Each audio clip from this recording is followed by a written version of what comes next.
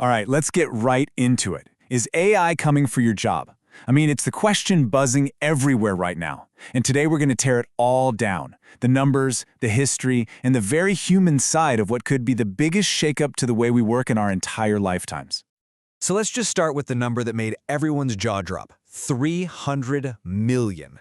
A recent Goldman Sachs report dropped this bombshell, saying that's how many full-time jobs around the world could be automated or displaced by this new wave of AI. I mean, that is a massive, massive figure.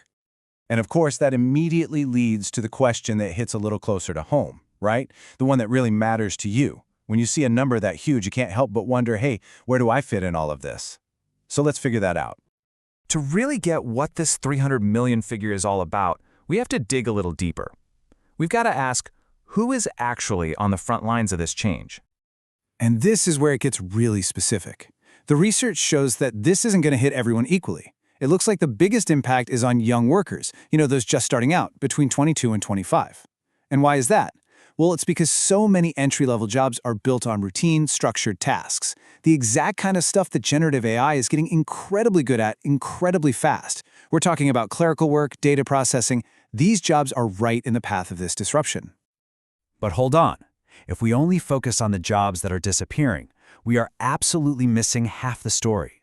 The real story here isn't just about loss. It's about a complete transformation of what it even means to have a job.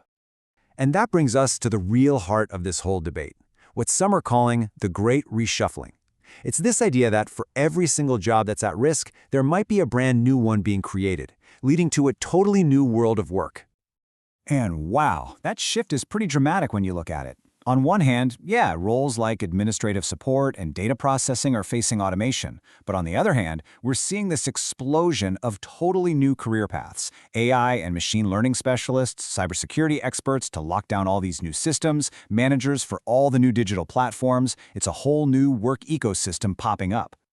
So what's the bottom line when you do the math? Well, one big projection from the World Economic Forum suggested that while 85 million jobs could be displaced, a staggering 97 million new ones are expected to be created. That's a net gain of 12 million jobs. It actually suggests that, in the long run, AI could create more work than it destroys. But just as you're starting to feel a little more optimistic, it's really important to remember that the experts are not all on the same page here.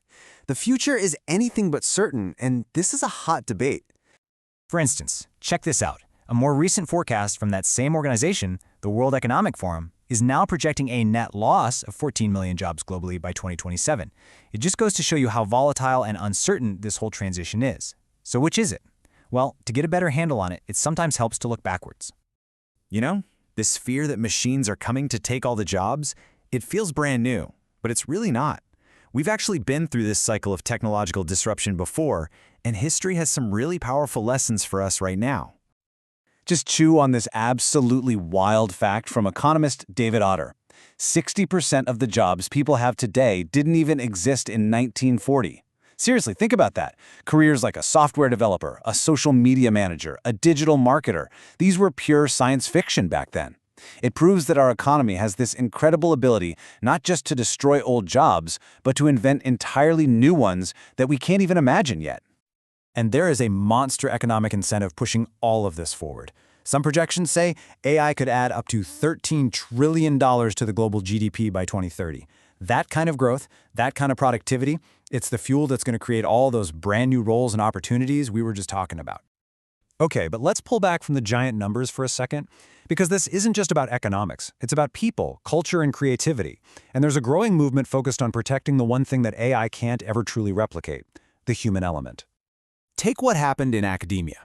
A university suggested that AI could maybe replace graduate teaching assistants. Well, the union representing them, SEIU Local 509, pushed back hard. Their argument was really simple and powerful. You can't automate mentorship. You can't program the kind of human connection that is so essential for learning. And we saw this exact same kind of fight play out, very publicly in Hollywood, when Scarlett Johansson called out OpenAI for using a voice that was just uncannily similar to hers. It was about more than just one celebrity. It sparked a global conversation about our rights. How do we protect our image, our voice, our very likeness, in an age where they can be copied with a click? So you've got this messy, complicated picture of jobs disappearing, new jobs appearing, and huge controversies. The big question is, what can you actually do about it? How do you get ready for a future that's still being written? Well, the consensus seems to be that it's all about preparation. First, you've got to embrace lifelong learning. The skills you need tomorrow probably aren't the ones you have today. Second, and this is maybe the most important, double down on the skills that make us human. AI can crunch data like nobody's business, but it can't match real creativity, deep strategic thinking, or genuine emotional intelligence. Those are becoming the new power skills. And finally, get involved in the conversation, The policies we create now will shape this transition for everyone. And that really leaves us with one final thing to think about. As AI takes over more and more of the routine stuff, the things that make us who we are, our empathy, our wild ideas, our ability to connect with each other, they just become more and more valuable. So the real question isn't just, will a robot take my job? It's, what is the one part of me that a robot could never, ever replace?